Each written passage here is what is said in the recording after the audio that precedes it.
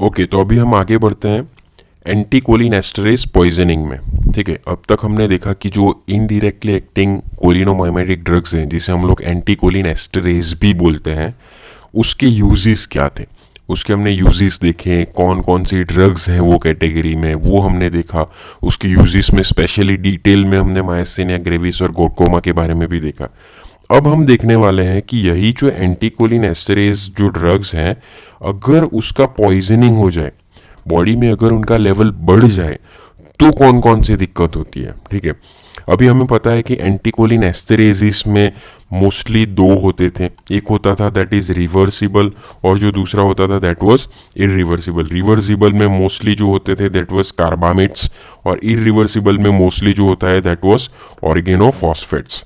तो इस short note को काफ़ी बार पूछा जाता है एग्जाम में और एज एन ऑर्गेनोफॉस्फोरस पॉइजनिंग के तौर पर भी पूछा जाता है। तो पूछते हैं कि क्या होता है ऑर्गेनोफॉस्फेट पॉइजनिंग, कौन कौन से सिम्टम्स आते हैं और कैसे आप उसको ट्रीट कर सकते हो। तो ये कुछ चीज़ें हम लोग डिस्कस करेंगे आज। तो जैसे हमने बताया कि जो रिवर्सिबल एंटीकोलिनेस्टरेज पॉइजनिंग है उसमें कोई स्पेसिफिक ट्रीटमेंट की ज़रूरत नहीं है। क्यों? क्योंकि वो रिवर्सिबल ही है अपने आप। जो कार्बामेट स्पेशली जो पॉइजनिंग है उसके अंदर अपने आप ही वो अलग हो जाएगा और जो कोलिनेस्टरेज एंजाइम है वो अगेन रीएक्टिवेट हो जाएगा थोड़े टाइम के बाद। सो कोई स्पेसिफिक ट्रीटमेंट का उसमें ज़रूरत नहीं है और ये बहुत कम देखा गया है।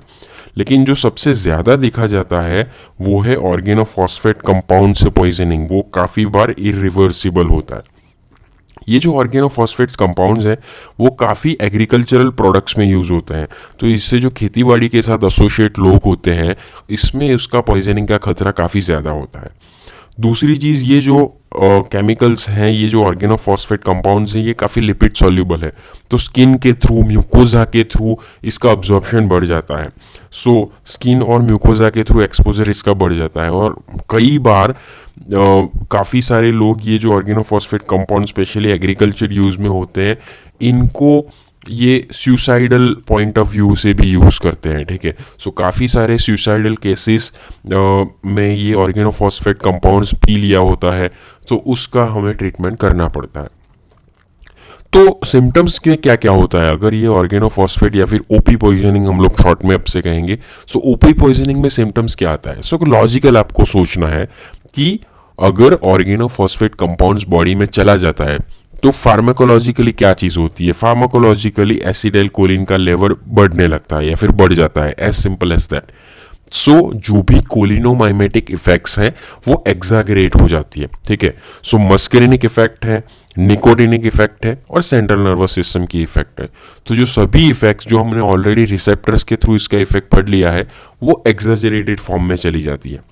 सो मस्करिनिक इफेक्ट में हमें पता था कि M3 रिसेप्टर्स के थ्रू कुछ एक्शंस होती है, जैसे सिक्रीशंस ऑफ द ग्लैंड बढ़ जाता है। सो सलाइवेशन काफ़ी होने लगता है, लैक्राइमेशन होने लगता है, स्वेटिंग होने लगता है। M3 रिसेप्टर्स के थ्रू मसल कंट्रैक्शंस बढ़ने लगता है स्मूथ मसल्स का, जिससे वॉइडिंग ऑफ यूरिन, यूरिनेशन और डायरिया भी होने लगता है। M2 रिसेप्टर के थ्रू कार्डियक एक्शंस आती है। M3 रिसेप्टर से स्पेशली जो होती है M3 रिसेप्टर के मीडिएटेड वाजो डायलेटेशन होता है नाइट्रस ऑक्साइड मीडिएटेड, और जिससे बीपी फॉल हो जाता है। और M2 रिसेप्टर मीडिएटेड ब्रेडिकार्डिया होता है। M3 रिसेप्टर्स से मियोसिस भी होने लगता है। तो ये कुछ टिपिकल साइंस है। अगर कोई आदमी पॉइजनिंग करके आया है तो वो उसकी हम लोग आइज चेक करेंगे तो आइज में मियोसिस हैं तो काफ़ी 90% चांसेस, और इसके साथ ये सब फीचर्स हैं, ब्लड प्रेशर फॉल है, ब्रेडिकार्डिया है, स्वेटिंग, लैक्राइमेशन, उसको डिफिकेशन हो गया है, यूरिनेशन हो गया है, तो काफ़ी 99% केस ये ओपी पॉइजनिंग के फेवर में ही जाता है। दूसरी जो इफेक्ट है वो है निकोटिनिक इफेक्ट, क्योंकि हमें पता है कि एसिटाइल कोलिन बढ़ने से मस्करिनिक रिसेप्टर्स पे तो इफेक्ट आता है और निकोटिनिक इफेक्ट भी आता है। निकोटिनिक इफेक्ट्स, निकोटिनिक रिसेप्टर्स हमें पता है कि मोस्टली पेरिफेरी में होते हैं, मसल की साइड पे होते हैं, और जैसे हमने देखा कि काफ़ी सारा अगर हम निकोटिनिक रिसेप्टर्स को स्टिमुलेट कर देंगे तो मसल इवेंचुअली वीकनेस स्टेट में चला जाता है, परसिस्टेंट डीपोलराइजेशन, जिससे इनिशियली मसल फेसिकुलेशंस होता है और इवेंचुअली धीरे धीरे मसल पैरालाइज होता है और बड़ा मसल्स धीरे धीरे इन्वॉल्व होकर रेस्पिरेटरी पैरालिसिस भी हो सकता है सीवियर केस में। CNS में इनिशियली एक्साइटेशंस होता है इससे, सो रेस्टलेसनेस हो सकता है, ट्रेमर या कन्वर्जन्स भी आ सकता है, बट इवेंचुअली अगर ट्रीट नहीं किया गया और लेवल बढ़ जाता है तो patient might can go into the state of coma. So ये कुछ सिम्टम्स हैं जिसके ऊपर से आप डायग्नोस कर सकते हो ऐसे पेशेंट्स को। ये इमरजेंसी कंडीशंस है, इसमें ट्रीटमेंट देना बहुत ज़रूरी है।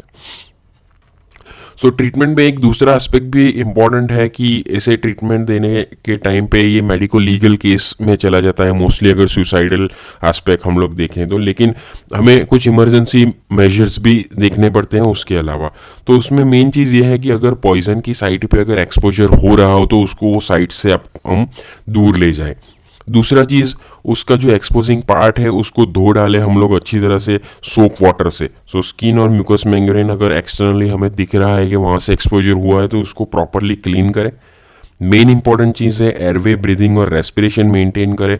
ब्रेडिकार्डिया और हाइपोटेंशन है तो उसका बीपी मेंटेन करना बहुत ही ज़रूरी है, और वो हम लोग मेंटेन कर सकते हैं सिंपल गिविंग आईवी फ्लूइड्स। और अगर कन्वर्जन है, सीएनएस एक्साइटेशंस है, तो वो हम एंटी कन्वर्जन ड्रग्स यूज़ करके उसको ट्रीट कर सकते हैं। तो ये कुछ प्राइमरी मेजर्स है। अभी तक हमने ओपी पॉइजनिंग का कोई स्पेसिफिक ट्रीटमेंट नहीं किया है, ये सब जनरल मेजर्स हमने दिया है, ठीक है, लाइफ सेविंग मेजर्स। अब हम जा रहे हैं स्पेसिफिक ट्रीटमेंट की तरफ से। अगर हमें आइडेंटिफाई हो जाता है कि ये केस शॉर्ट ओपी पॉइजनिंग का है तो उसमें जो मेन ट्रीटमेंट है दैट इज़ एट्रोपिन। क्योंकि क्या होता है यहाँ पे, जैसे हमने फार्माकोलॉजी समझ लिया कि यहाँ पे एक्सेसिव एसिटाइलकोलिन का लेवल बढ़ गया है, और जिससे excessive muscle stimulation, muscarinic receptor stimulation हो गया है और एक्सेसिव निकोटिनिक स्टिमुलेशन हो गया है। तो हमारे पास एक रोल है कि ये जो एक्सेसिव स्टिमुलेशन को हम लोग कम करें। और कैसे कम कर सकते हैं? ये मस्करिनिक रिसेप्टर्स को हम लोग ब्लॉक कर दें, ये निकोटिनिक रिसेप्टर्स को हम लोग ब्लॉक कर दें। और मस्करिनिक रिसेप्टर्स को ब्लॉक करने के लिए हमारे पास ड्रग है दैट इज एट्रोपिन। उसे हम लोग एंटी कोलिनर्जिक ड्रग भी बोलते हैं, उसके बारे में हम लोग नेक्स्ट चैप्टर में देखेंगे। तो ये मस्करिनिक इफेक्ट को ब्लॉक कर देंगी और काफ़ी सारी जो मस्करिनिक सिम्टम्स से, मस्करिनिक एक्सेसिव स्टिमुलेशन से हुए थे, वो सब ये डील कर देगा। तो सभी सेंट्रल जो उसके जो सिम्टम्स थे, मस्करिनिक स्टिमुलेशंस के सिम्टम है, सब कुछ इससे ब्लॉक हो जाएगा। लेकिन निकोटिनिक एक्सेसिव स्टिमुलेशंस के जो सिम्टम्स है वो ये डील नहीं कर सकेगा। उसको डील करने के लिए हमें कुछ ऐसी ड्रग्स चाहिए जो हमारा जो एंजाइम है, choline esterase enzyme, acetyl choline esterase enzyme है, जो अभी क्या हुआ है, वो जो ओपी ऑर्गेनोफॉस्फेट की मदद से फॉस्फोराइलेट हो चुका है, फॉस्फोराइलेट होके इनएक्टिव हो गया है, और जिसकी वजह से एसिटाइल कोलिन का मेटाबॉलिज्म बंद हो गया है और एसिटाइल कोलिन का लेवल बढ़ने लगा है। सो ये जो एंजाइम पूरी तरह से बंद हो चुका है, शट डाउन हो चुका है बिकॉज ऑफ फॉस्फोराइलेशन, इसको हमें रीएक्टिवेट करना है, ठीक है। सो हमें कुछ ऐसी ड्रग्स चाहिए जो एसिटाइल कोलिन एस्टरेज एंजाइम को रीएक्टिवेट कर सके, जिससे वो अगेन एसिटाइल कोलिन का मेटाबॉलिज्म करके उसका लेवल डाउन ला सके। तो उस ड्रग्स को बोलते हैं, ग्रुप को बोलते हैं ऑक्साइम्स, जिसमें मेन 3 ड्रग्स हैं, प्रालिडोक्साइम, ओबिडोक्साइम और diacetyl monoxime. So main specific treatment 2 category में डिवाइड हुई है। एक, आप एट्रोपिन यूज करें जिससे मस्करिनिक और सेंट्रल सिस्टम्स के जो सिम्टम्स हैं वो कंट्रोल में आ सके, और निकोटिनिक को कंट्रोल करने के लिए we have reactivators of choline esterase enzyme. So atropine, जैसे हमने बताया कि मस्करिनिक और सेंट्रल एक्शंस को ब्लॉक करेगा लेकिन निकोटिनिक एक्शंस को ब्लॉक नहीं करेगा। एट्रोपिन अलग अलग तरीके से दे सकते हैं, इवेंचुअली जो स्पेसिफिक डोज में देते हैं, जिससे हमें कब तक देना है एट्रोपिन आप फ्रीक्वेंटली भी दे सकते हैं जब तक एट्रोपिनाइजेशंस के साइन ना हो। एट्रोपिनाइजेशंस मीन्स कि एट्रोपिन की इफेक्ट देखने को ना मिले, ठीक है। सो एट्रोपिन के क्या क्या इफेक्ट है? ड्राइनेस ऑफ माउथ हो जाता है क्योंकि M3 रिसेप्टर्स को अब वो कट करेगा, सो कोलिनोमाइमेटिक की ऑपोजिट इफेक्ट आएगी। सो M3 रिसेप्टर्स से सिक्रीशंस होता था तो M3 ब्लॉकेज से ड्राइनेस हो गया। कोलिनर्जिक स्टिमुलेशन से ब्रेडिकार्डिया होता था, एंटीकोलिनर्जिक से टैकिकार्डिया हो गया। कोलिनर्जिक रिसेप्टर से मियोसिस होता था, एंटीकोलिनर्जिक से मिड्रियासिस होता है। सो ये साइंस है, दीज आर द साइंस, ये है कि अब एट्रोपिन की इफेक्ट आने लगी है, ये बताता है। सो जब ये साइन आए तब तक आप एट्रोपिन दे सकते हो, उसका मैक्सिमम डोज भी यहाँ पे दिया गया है। सो हमारा जो पहला जो स्पेसिफिक ट्रीटमेंट था एट्रोपिन, ये काफ़ी लाइफ सेविंग ट्रीटमेंट है। और जो दूसरा ट्रीटमेंट है हम उसका फार्माकोलॉजी देखते हैं। ये भी बहुत इजी है, काफ़ी सारे लोग उसको कॉम्प्लेक्स बना देते हैं, लेकिन काफ़ी इजी है। हमको कोलिन एस्टरेज एंजाइम को रीएक्टिवेट करना है। ये एसिटाइल कोलिन एस्टरेज नामक एंजाइम है। बिकॉज ऑफ ऑर्गेनोफॉस्फेट पॉइजनिंग क्या हुआ है कि इसकी जो एसेरेटिक साइट है, जहाँ पे ये ऑर्गेनोफॉस्फेट कंपाउंड्स होते हैं वो बाइंड होते हैं, और ये एंजाइम को उन लोगों ने फॉस्फोराइलेशन कर दिया है।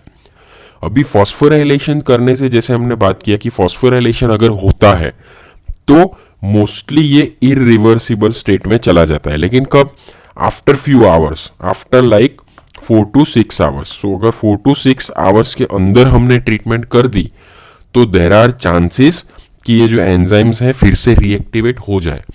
लेकिन अगर 4 to 6 आवर चले गए तो ये इरिवर्सिबल स्टेट में चला जाएगा, अभी आपको उसको रीएक्टिवेट नहीं कर सकेंगे। तो ये बहुत क्रिटिकल टाइम है पेशेंट को लाने का कि अभी 4 to 6 आवर्स नहीं हुए हैं और उस टाइम तक जो एंजाइम्स है वो फॉस्फोराइलेट हो चुका है। अगर हम उस टाइम पे रीएक्टिवेटर्स ड्रग देते हैं, जैसे मान लीजिए प्रालिडोक्साइन, तो वो क्या करती हैं कि वो एनायनिक साइट जो फ्री होती है वहां पे बाइंड हो जाती है ऑक्साइम्स, और उसके बाद वो फॉस्फोराइलेटेड जो कंपाउंड है उसके साथ एक बॉन्ड बना देती है और पूरा कॉम्प्लेक्स छूट जाता है, निकल जाता है, और जिससे हमारा जो एंजाइम है फिर से रीएक्टिवेट हो जाता है। तो ये ऑक्साइम्स फॉस्फोराइलेटेड कंपाउंड्स को लेके निकल जाता है, छूट जाता है, और हमारा जो एंजाइम फिर से एक्टिवेट होने लगता है। ठीक है, so this is the mechanisms कि जिसकी वजह से जो रीएक्टिवेटर्स हैं वो काम करते हैं, फिर से एसिटाइल कोलिन एस्टरेज एंजाइम को एक्टिवेट कर देते हैं। तो इसको भी देने का एक तरीका है, आप लोडिंग डोज और बाद में उसको मेंटेनेंस डोज के तौर पे दे सकते हैं, या फिर स्लो आईवी इन्फ्यूजन्स के तौर पे भी दे सकते हैं। 12 ग्राम 24 आवर्स तक इसका इन्फ्यूजन चलता रहता है। लेकिन ऑक्साइम्स के कुछ डिसएडवांटेजेस भी है, या फिर उसके शॉर्ट कमिंग्स भी है। जैसे हमने बताया कि अगर 4 से 6 घंटे हो गया है तो एजिंग के अंदर चला जाएगा, इरिवर्सिबल स्टेट के अंदर पेशेंट चला जाएगा या एंजाइम चला जाएगा, जिससे अब अगर रीएक्टिवेटर्स दे तो भी कोई फायदा नहीं होगा। दूसरी चीज, ये जो ऑक्साइम्स है वो specially OP poisoning phosphorylated state के लिए ही है, क्योंकि वो एनायनिक साइट पे बाइंड होके, जैसे हमने देखा, काम करते हैं। ये कार्बामेट्स पॉइजनिंग में नहीं यूज होते हैं, क्योंकि कार्बामेट पॉइजनिंग में कई बार एनायनिक साइट फ्री नहीं होती है, तो ये लोग काम नहीं कर सकते। थर्ड इंपॉर्टेंट चीज है, ये लोग मोस्टली जो प्रालिडोक्साइम और ओबिडोक्साइम है वो ब्लड ब्रेन बैरियर क्रॉस नहीं कर सकते हैं, सिर्फ डायसिटाइल मोनोएक्साइम ही क्रॉस कर सकते हैं। ठीक है, सो ये एक और शॉर्ट कमिंग है। और चौथी चीज ये है कि उसकी जो इफेक्ट है वो वेरिएबल है। ऑक्साइम्स का इफेक्ट हमेशा इतना ज्यादा नहीं आता, तो मोस्टली इसीलिए दोनों यूज करते हैं। एट्रोपिन जो काफी सारी लाइफ सेविंग कंडीशंस में यूज होता है, और दूसरा ये ऑक्साइम्स यूज होते हैं। काफ़ी सारे को फैक्टर्स भी है ये ओपी पॉइजनिंग में इम्पॉर्टेंट है, और जो ट्रीटमेंट का आउटकम डिसाइड करते हैं, जैसे कितना पॉइजन बॉडी के अंदर एंटर हुआ है, कितना टाइम हो चुका है, ऑक्साइम्स कौन से डोज में जा रहा है। सो ये सब काफ़ी सारे फैक्टर्स है जो इवेंचुअली पेशेंट्स का आउटकम डिसाइड करते हैं। तो ये था ऑर्गेनोफॉस्फेट पॉइजनिंग्स। होपफुली हमारा कोलिनर्जिक पूरा चैप्टर खत्म हुआ है। आपको कोई भी डाउट्स हो तो आप कमेंट सेक्शंस में लिख सकते हैं। Thank you very much.